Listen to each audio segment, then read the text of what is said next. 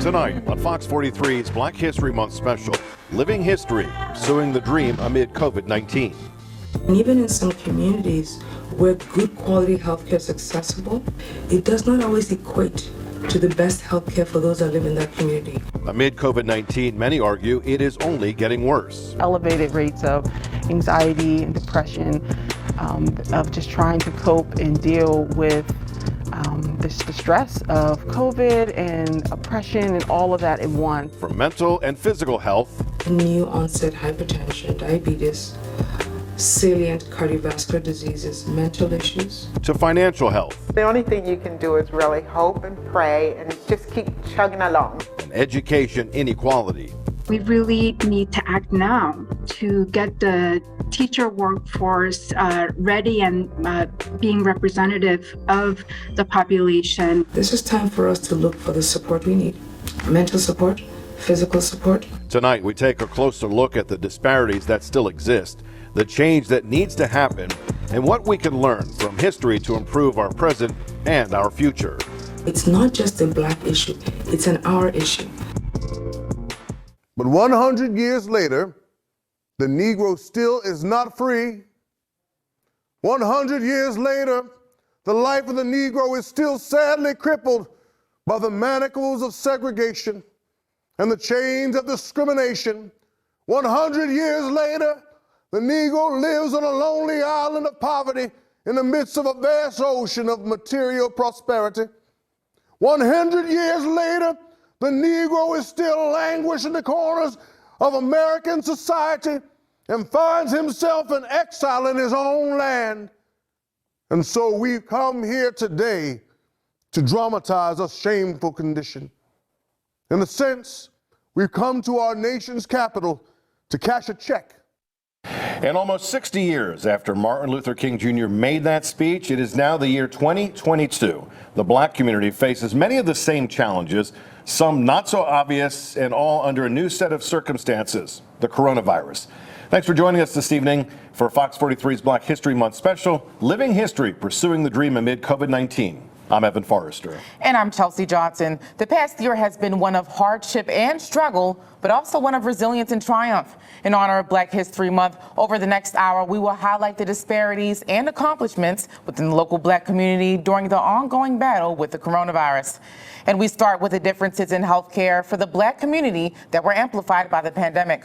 Health disparities in the Black community, a huge issue before the pandemic, but now this becoming even more transparent. It's not just a Black issue, it's an our issue. Studies show that Black people are at a higher risk of suffering from many chronic health conditions. Doctors here in Central PA say the cost, affordability, and access to health care is a barrier for the Black community. And even in some communities where good quality healthcare is accessible and you have some of the best medical establishments within 5-10 miles of major cities, it does not always equate to the best healthcare for those that live in that community. Dr. Claudette Bamudu Jato has worked in the healthcare field for over 30 years. She says multiple variables can contribute to these health disparities, including where you live, your financial income status, and the type of insurance you have. Since COVID-19, Dr. Jato says the Black community has been hit the hardest, especially those that live within the inner cities. The amount of new onset hypertension, diabetes, salient cardiovascular diseases, mental issues became so surprisingly rampant. She says stress, financial loss, and limitations on mobile activity contributed to these health issues. This is time for us to look for the support we need. Mental support, physical support with the right clinicians. Dr. Jato says health disparities are at its peak within the Black community, and it's going to take the right investment from the government and a change in lifestyle to fix these ongoing issues. Most of all, she says equality among the healthcare system should not be a privilege. We should expect the same kind of care, and I think we should demand the same kind of care. Dr. Jato says if you're not getting the quality health care that you deserve, there's always a provider out there for you. She says it's important to empower ourselves to access the system differently so we can get the same quality health care as our racial counterparts. The COVID-19 pandemic has also highlighted the distrust in the medical profession for many Black Americans. Fox 43's Rachel Yankunis spoke with Dr. Eugene Curley from WellSpan Health about his work to fight the spread of disinformation and vaccine hesitancy. Hi, Dr. Curley. Hey, good morning. A conversation with Dr. Eugene Curley, medical director of WellSpan's Infection Control and Prevention Team. He knows the unprecedented challenges Black families have faced over the past 2 years. To put things into perspective for people, what challenges has the pandemic created for them? When it comes to healthcare issues that affect the minority communities, Black and brown persons, we talk about the so-called social determinants of health. And what we really are trying to combat here, using COVID as an example, is combating any of the health inequities that contribute to Black and brown persons having, let's say, worse outcomes from COVID-19. The vaccination rates among people within the Black community are still relatively lower than that of people in other racial groups. Does that suggest that there's still quite a bit of vaccine hesitancy? There is. There are a variety of issues, social media. Unfortunately, this issue, among other COVID-19 issues like masking, has become politicized. And how important is representation? That a patient can relate to their doctor or their nurse, whether that be more Black doctors entering the field. Is that something that also has been an ongoing discussion, that there isn't enough representation? I think that has been an issue over time.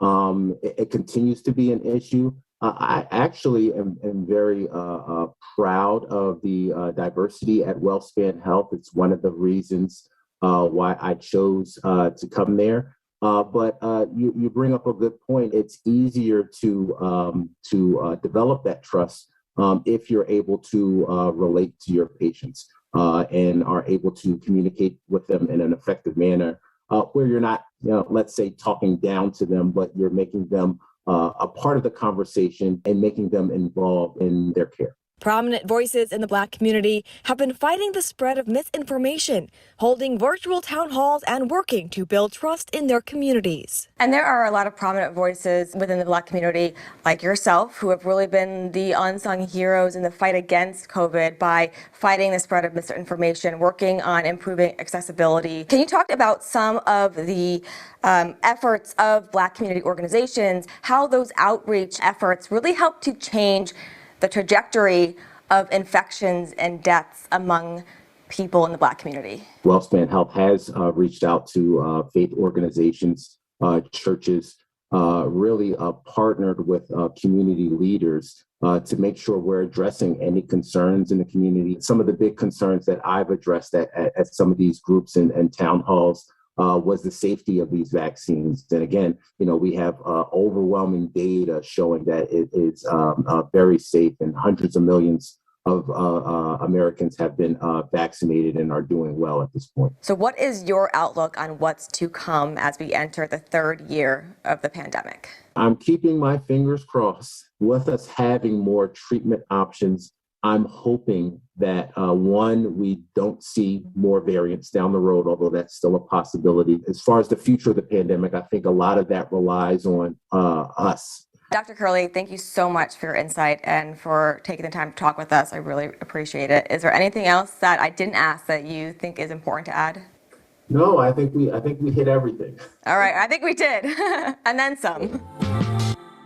This year's theme for Black History Month for many organizations is Black health and wellness. The pandemic has taken a toll on all of us, but get this, researchers say more African Americans are taking their own lives because of it. Delia Gonsalves spoke to health experts about why this is happening and what we can do about it. Our sources, the U.S. Department of Health and Human Services, National Association of Mental Illness, American Psychiatric Association, Dr. Paul Nestat, co-director of Johns Hopkins Anxiety Disorder Clinic and the African American Wellness Project. We need to have an organization that is for us, by us. We spoke with both Executive Director Monique Lenore and board member Dr. George Woods, a neuropsychiatrist. Environment trumps genetics. Dr. Woods says as the country became consumed with COVID-19 and racial injustices, African Americans disproportionately carried the weight of those burdens. We are the ones that really experience the toxic fumes of racism. We've always been the essential workers without caring for our health because we're seen as being somehow disposable. So what does the national data tell us? According to the HHS Office of Minority Health, in 2019, suicide was the second leading cause of death among African Americans between 15 and 24 years old. The study also found Black high school-aged girls were 60% more likely to take their own lives than their white classmates. We are starting to see a decrease in the general suicide rate in America for the first time in 20 years. But we're not seeing that decrease in communities of color. In fact, Dr. Paul Nestat of Johns Hopkins Medicine said suicides among Black Marylanders doubled from previous years to 94% during COVID's lockdown between March and July 2020. The doctor said during that same time period, white Marylanders had half as many suicides. The doctor's peer-reviewed research was published in the Journal of the American Medical Association back in December 2020. And that tells us that we're not paying enough attention to specific vulnerability. Access to care is one of the most important things, and it's where there's maybe the most disparities in this country. A study by the American Psychiatric Association shows about 11% of Black Americans don't have health insurance.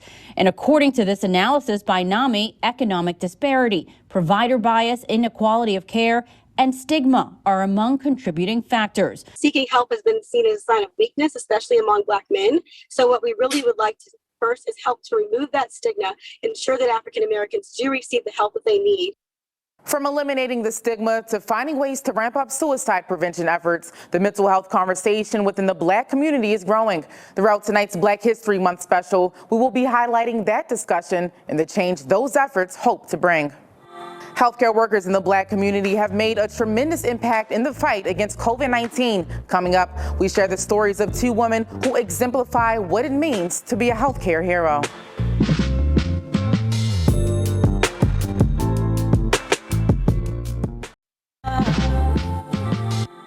There is something that I must say to my people who stand on the warm threshold which leads into the palace of justice. In the process of gaining our rightful place, we must not be guilty of wrongful deeds.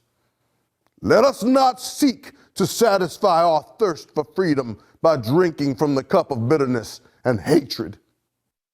Despite a previous year of social unrest, healthcare leaders within our local Black community showed not bitterness and hatred, but compassion and love in an effort to curb the COVID-19 pandemic. And every healthcare worker has been hard at work over the past year, making a substantial impact in the fight against the virus in our communities. Fox 43's Madeline Cuthey spoke with two women who exemplify the qualities of healthcare heroes. Throughout the past 2 years, healthcare workers have borne the brunt of the pandemic, standing on the front lines to keep communities safe as the virus raged on. We met with two incredible women and healthcare heroes who've personified hard work and dedication in their careers. Dr. Valda Crowder, a physician and veteran healthcare expert, hosted bi-weekly webinars to thousands of people across the state and beyond, answering their coronavirus-related questions at a time when hesitancy in minority communities was high. Then grew into webinars for anyone, and I did like over 2,000 people webinars on what they needed to do, why it was important, kind of really explaining it in plain science, in plain terms. I felt like people were really trying to be hopeful, but not actually really creating a strategy. Dr. Crowder says that throughout the past 2 years, she's most proud of the mental fortitude that she and her fellow frontline healthcare workers have endured. And there's a lot of physicians and nurses that are stressed and strained. And I think that, we have to make sure, since we're healing others, that we make sure that we remain well. I tell people, when you go into a healthcare facility now, remember that, these are healthcare workers that have been working for 24 months now in this pandemic, and have some compassion and some generosity. For Dr. Ada Mua with Lancaster General Health, her role as a family practitioner has meant she's seen firsthand the impacts these years have had on all her patients. Especially because we recognized in primary care, we were a gateway. We're the first people will call. Very quickly it hit me when patients came to see me, or even by telemed, I may be the only person that outside of their families, that they've, communicated with or seen in a while. And I realized very quickly that the impact this could have Dr. Amua says she's most proud of the conversations she was able to have in addressing concerns of the minority community about the virus. That people had so many different stereotypes that they were addressing. And of course, being a person of color and so being first generation immigrant, a lot of patients tend to listen in more. I am grateful for the opportunity. Vital work as these two women brought critical information, hope, and healing to people all across the Keystone State. Madeline Cudahy, Fox 43 News. The importance of other essential workers, such as emergency responders, was also highlighted over the past year. However, it has also taken its toll on these workers, forcing many to leave the workforce. This is why Dauphin County's Edgemont Fire Company, one of the first all African-American fire companies in Pennsylvania, no longer exists. Fox 43's Shaquille Amari takes a look at how the firehouse became a driving force in the community and why some people are hoping it returns one day. It hurts to drive by and not see the firemen, it being active. For Edgemont historian Charlene Morris, the disappearance of the city's fire company is one she struggles to come to terms with. Just like everything in Edgemont, to me and to other people, is a hurt when it's no longer there. Founded in 1925, the Edgemont Fire Company became a blueprint for future companies. We were very proud, and that was our pride and joy. It was the first one in Susquehanna Township and the first all-African-American fire company in Pennsylvania. It was just normal to us living in Edgemont because we're all from Edgemont. But to the community outside of Edgemont, it was rare because there wasn't a whole lot of Black-owned, Black things. Maurice Titus, who volunteered for more than 20 years, says the all-Black fire crew was an inspiration to children. Because they see positive minorities doing positive things. At its peak, the fire company not only extinguished flames, but also organized events for the people of Edgemont. Helping the community out. I knew I played a vital part. In 2020, at the start of the pandemic, many Edgemont firefighters retired. Finding new younger recruits became an uphill battle. They don't have that drive of helping their community. It's a struggle many volunteer fire companies are facing nationwide. The interest in that type of career for some young men is not there anymore. It's not fast money. While the exterior may have remnants of the old firehouse, the inside has transformed into a dazzling event space. Some hope the fire company may return. Others are unsure. It's a possibility, but I don't think there's nobody in the community that has the drive to bring it back. To say, can it come back? The whole world is downsizing. Shaquille Omari, Fox 43 News. The pandemic highlighting the importance of mental health within the Black community. Coming up, we talk to mental health experts on why it's becoming a growing topic and how people can find help.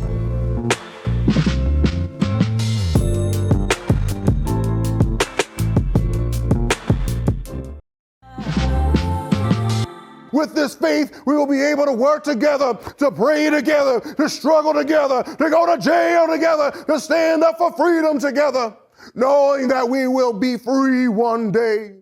The COVID-19 pandemic has also tested the mental fortitude of many, highlighting the importance of mental health and its impact on our daily lives. This resonates within the Black community, where the discussion on mental health is growing.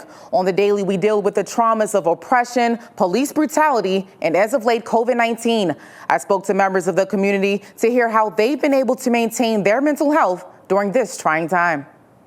Mental health in the Black community. Depression, postpartum depression, anxiety, those are some of the things that I've actually dealt with. Experts describe mental health as a state of well-being in which an individual realizes his or her abilities and can cope with the normal stresses of life. For Aisha McNeil, sometimes those stresses can be daily tasks or abrupt changes in her schedule. When it became too overbearing, not getting out of bed, feeling like I'm failing even though I'm the most successful that I've been. That's the moment when McNeil says she decided to talk to someone. I felt like it was finally okay, it was normal to not be okay. Candace Johnson, a counselor in Harrisburg, says the stigma of mental health is starting to change in the Black community. I think our society is shifting in general, where therapy is being normalized. But I think there is just a shift in how we are coping and dealing. The shift was necessary after dealing with the aftermath of George Floyd's death and the COVID-19 pandemic. We're seeing elevated rates of anxiety and depression, of just trying to cope and deal with the stress of COVID and oppression and all of that in one. On top of that, members of the Black community are dealing with the trauma of everyday life. How we were raised, how we live, how we wake up, how we go to sleep, how we eat. Timothy White runs an ex-offender reentry program called A Miracle for Sure. His goal is to lower the recidivism rate in central Pennsylvania. With his work, he sees the impact of trauma on the Black community daily. I've taken people to mental health evaluations. I've had people come to me for help, and I did not know how to help them or where to go. Studies show that Black adults are 20% more likely to experience mental health issues than the rest of the population. While Johnson says the population of Black therapists in Central PA is starting to grow, she says more work needs to be done to increase access to the Black community. She hopes we can continue these conversations of mental health so that we can continue to make strides in our everyday life. I'm actually in a really, really good place. For me as a woman, as a Black woman, I have to be superwoman. You know, and so it's like, wow, some days I don't want to, I still have to. I just count myself blessed to be one of the few that can manage my mental health on the good days. And just like Timothy White, we can only take it one day at a time. If you're dealing with any mental health issues, do not be afraid to talk to someone. Mental health also impacting children. The number of kids dying by suicide is staggering. And these are not high schoolers or teenagers. These are children as young as 5 years old who are taking their own lives. Black children are dying by suicide at 2 times the rate of their peers. And as Madison Carter tells us, because of poor records, the numbers are likely higher than they appear. He was my special child. When I was told I couldn't have no more kids, I had him. So that's why I call him my special baby. He was so full of energy and he loved dressing in costumes. He'll come out wearing a Batman, mask and Superman cape. 7-year-old Jeffrey Taylor died the day after an incident at school. I feel like my baby just was pushing everything in that little brain of his, a 7-year-old, dealing with calling and snagging too. You're ugly, you dress funny. He did not want us to go up there and embarrass him because he didn't want to get nobody in trouble. So he didn't say nothing. He was just dealing with it and praying for them. Since 1998, at least 700 Black children have died by suicide. 7-year-old Jeffrey Taylor's death isn't in those numbers. It was ruled an accident. We know a lot about what works for white youth in terms of preventing suicide. And we just don't have that same evidence base or literature around Black youth suicide. Suicides are regularly undercounted, especially among people of color. We've gone from feeling like suicide really wasn't an issue for Black and brown communities to now realizing that Black and brown kids, and particularly young Black males, are dying at rates double that of our white peers. Racial trauma and a lack of mental health care are making the problem worse. I grew up hearing that if you're experiencing anxiety or depression, you just need to pray harder. I didn't have the right to feel anxiety. I didn't have the right to feel emotional pain. We saw the deaths of George Floyd and Ahmaud Arbery and Breonna Taylor. And for Black and brown kids that see this over time, that starts to weigh on anyone. His parents say the weight of it all was just too much for Jeffrey. Everybody's a woulda, coulda, shoulda until it happens to you. Woulda, shoulda, coulda. I wish I woulda, shoulda, coulda had my son. And later this hour, we continue the conversation on mental health within the Black community. We'll hear from a suicide survivor and mental health officials on what can be done to ramp up prevention efforts. Reflecting on the racial injustice movements 1 year later. Coming up, we take a look at the progress that's been made and the work that still needs to be done.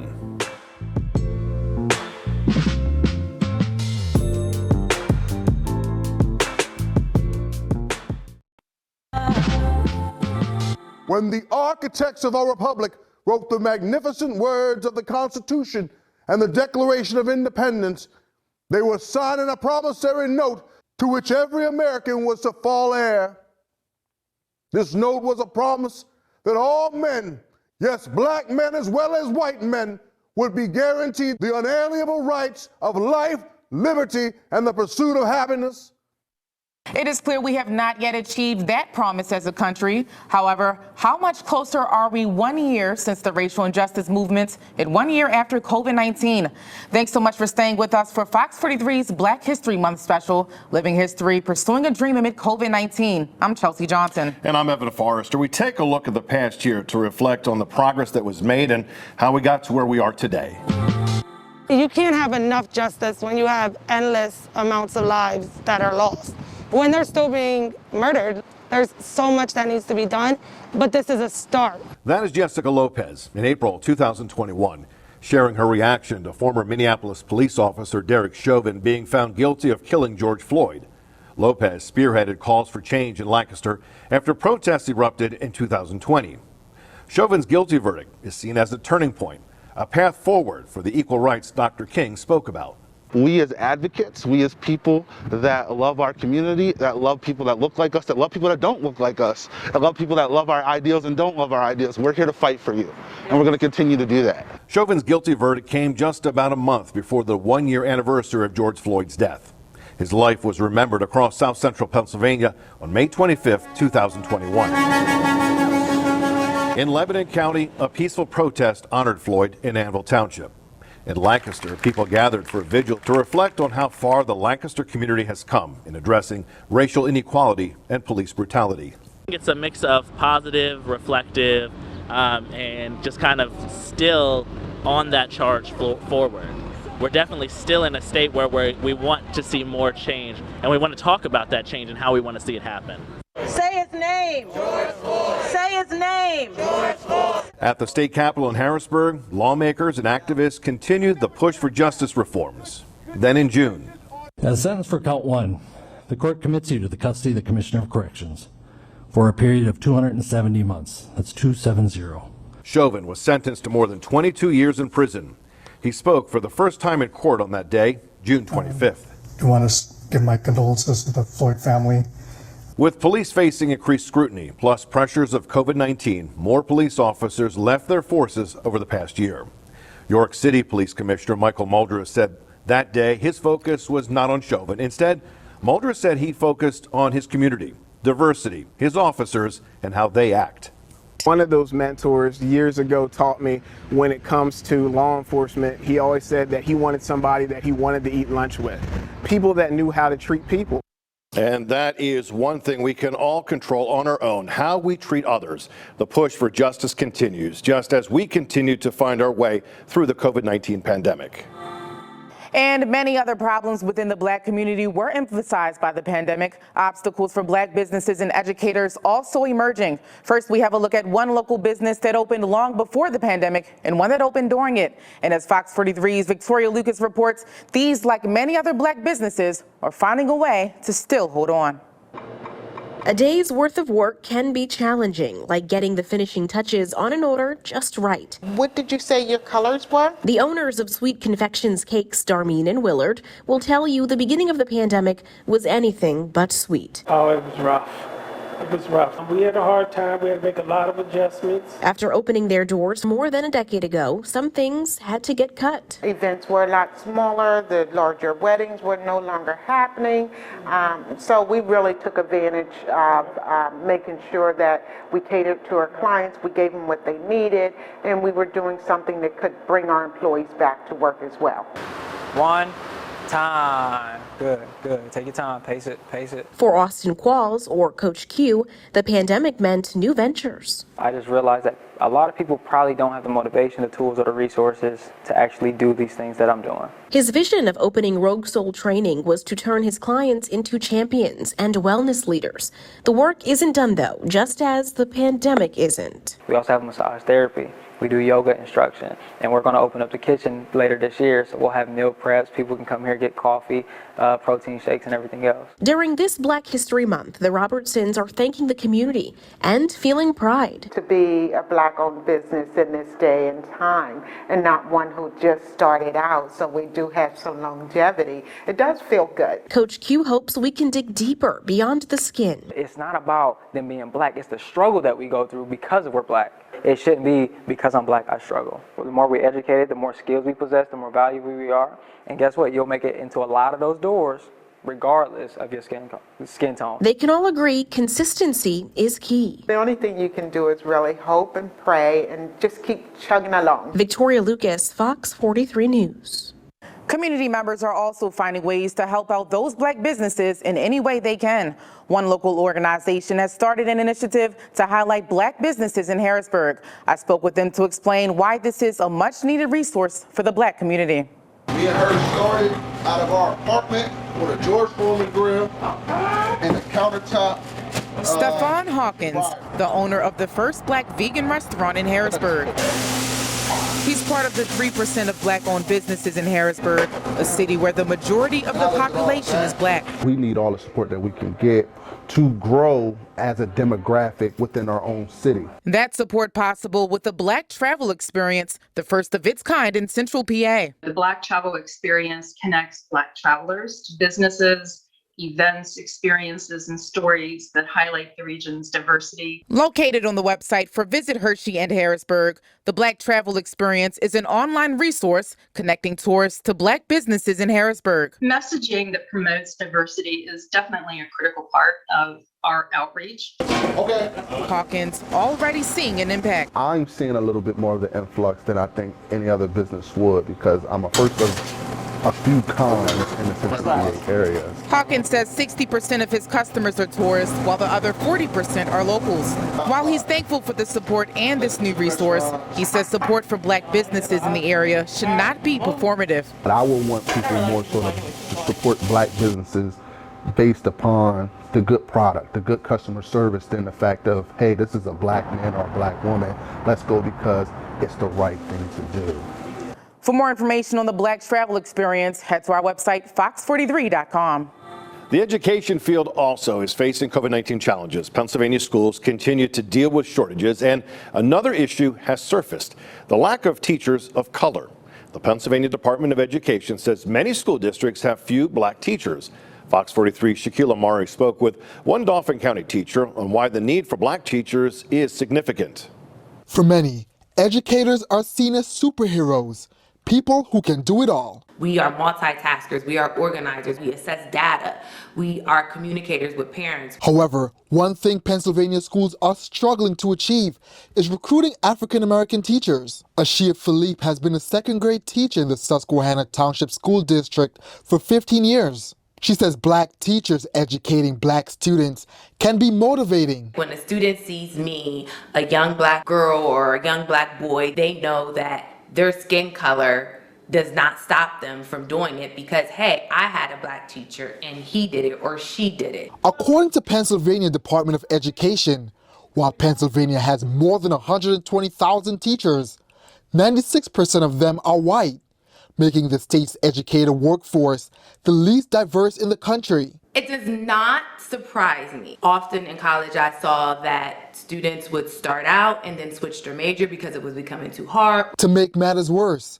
the pressures associated with the pandemic can be seen as a deterrent for new hires. We have to deal with a lot that may not be comparable to an income or a salary. Data from the education research firm RFA says during the 2019-2020 school year, there were fewer than 5% of Black teachers in York, Dauphin, Cumberland, and Lancaster counties. Pennsylvania Department of Education says by 2025, they anticipate a higher number of diverse students. We really need to act now to get the teacher workforce ready and being representative of the population. As a solution, the department plans to expand its Aspire to Educate program. A pilot initiative started in 2019 aimed at recruiting teachers of color in Pennsylvania colleges. Despite the challenges, Philippe says the education field has its perks. It is job security in it. There are holidays We get our summers off. Shaquille Omari, Fox 43 News. And we continue the conversation on mental health within the Black community. It often starts with something that's easy to write off, like a school bus bullying incident. However, what adults often dismiss as kids just being kids is leading to more suicides. While prevention efforts have decreased suicides among white children, Black kids are dying at twice the rate. Researchers have been desperately trying to learn why, so Madison Carter went to find out what parents can do to change the conversation. I didn't feel as if I had a right to be sad. I didn't feel as if I had a right to not want to be here and to have all these negative emotions because I was living this amazing life, supposedly. And I just didn't feel as if it was validated. And when you don't feel validated, you don't speak up. Paige Gaines decided to die the first time at 12 years old. I go back and look at pictures of myself and you can see it in my eyes. I was sitting there knowing that this was my time and it was my time to go. And I was very confident in that decision. I just took pill after pill and I went back into the bedroom. So I just laid down, closed my eyes, and then the following morning I woke up. What'd you feel when you woke up? Sadness and anger. I had the burden of knowing I tried to take my own life. Black children are dying by suicide at rates 2 times higher than their white peers. If you see that children, regardless of race, regardless of culture, if you see that children are dying and they're dying from something that is very often preventable, that should be something that alarms all of us. Parents can act now to change the conversation. What I say to parents is don't beat yourself up, right? You're doing the best you can. Do not ask kids, how was your day? Because you're gonna get fine. Instead, you change the question, reframe the question. Tell me something good that happened to you today. Tell me something bad that happened to you today.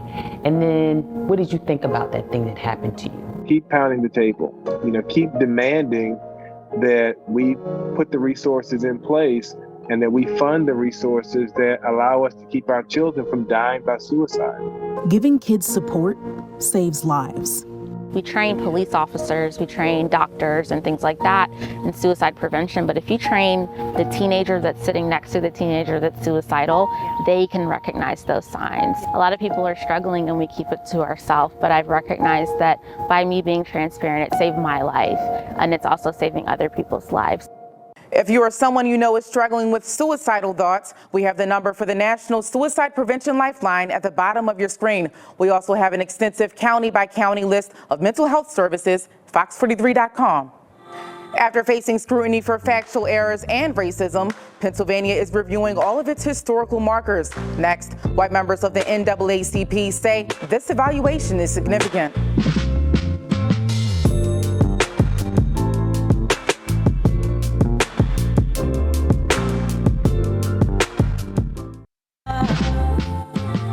I have a dream that one day every valley shall be exalted, every hill and mountain shall be made low, the rough places will be made plain, and the crooked places will be made straight, and the glory of the Lord shall be revealed, and all flesh shall see it together. It's a dream the country has not yet achieved as the U.S. continues to straighten its crooked places and lower its mountains. However, that has not discouraged Black communities across the country and in our area to keep fighting for that glory that Dr. King Jr. talks about. It is through initiative, no matter how big or small, that Black communities hope to make change, like one initiative by the Pennsylvania Historical Commission. And for the past century, Pennsylvania has been installing historical markers. Recently, they've come under scrutiny as some people have highlighted factual errors, racist and inappropriate references. Fox 43's Shaquille Omari shows us how the commission is going to the extra mile to revise some of those markers and why the process is significant to unrepresented groups. Across Pennsylvania, historical markers, these navy blue plaques with gold, delicate writing, are seen just about anywhere in the state that holds significance, from parks to cemeteries, government buildings, even hospitals. State historical markers are incredibly important in Pennsylvania because they mark the people, places, and things that happen in Pennsylvania that are unique to a particular town or location. Black Lives In 2019, following nationwide protests for racial justice, the language and authors of some historical markers came into question. It has become a concern for many African Americans like Joseph Robinson of the Harrisburg NAACP. The issue here, of course, is who's telling that history? Whose story is it? His story. The Pennsylvania Historical Museum Commission, which is responsible for the statewide marker program, announced a review process of all 2,500 plaques in its catalog, saying, quote, the commission recognizes that some markers, especially decades-old markers that we have inherited from organizations that no longer exist, may contain outdated cultural references which must be addressed. It's a good idea because the language that they may have used on these markers was important language at the time, but times have changed and words have changed. But not everyone agrees. In October 2021, State Representative Park Wentland, a Republican from northwestern Pennsylvania, wrote an op-ed in City and State, Pennsylvania, titled Pennsylvania's History Should Reflect Facts, Not Ideology. In it, he writes points of state and community pride are falling victim to revisionist history driven by woke cancel culture. To date, the Historical Commission has removed 2 markers because of factual errors. The Forbes Road plaque at Point State Park in Pittsburgh and the Woodrow Wilson plaque on Bryn Mawr College campus. You have to be diligent about truly understanding the issue and looking at it from more than one perspective. Robinson, who has children and grandchildren, says telling accurate accounts of history is key for future generations. If we make the changes, I think it will go a great deal, it'll go a long way to helping the society that they're going to grow up in to be a more inclusive and respectful society. Shaquille Omari, Fox 43 News. Looking toward the future. Coming up, we speak with members of the Black community on what they think needs to be done to continue making progress.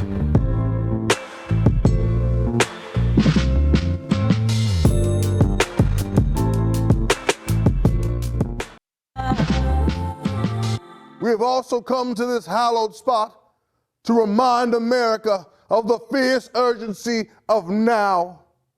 This is no time to engage in the luxury of cooling off or to take the tranquilizing drug of gradualism.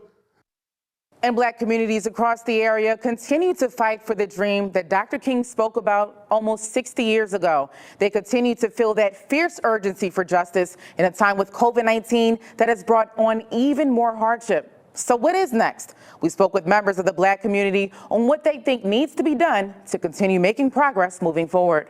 We could use the support of the government in issuing more grants because, of course, we're not where we need to be. Some members of the Black community are calling on the government to step up, while others hope this open dialogue continues. That's going to be the only way we keep digging to find the answer. I think racial injustice is an ongoing topic that it's not going anywhere, so it needs to stay at the forefront.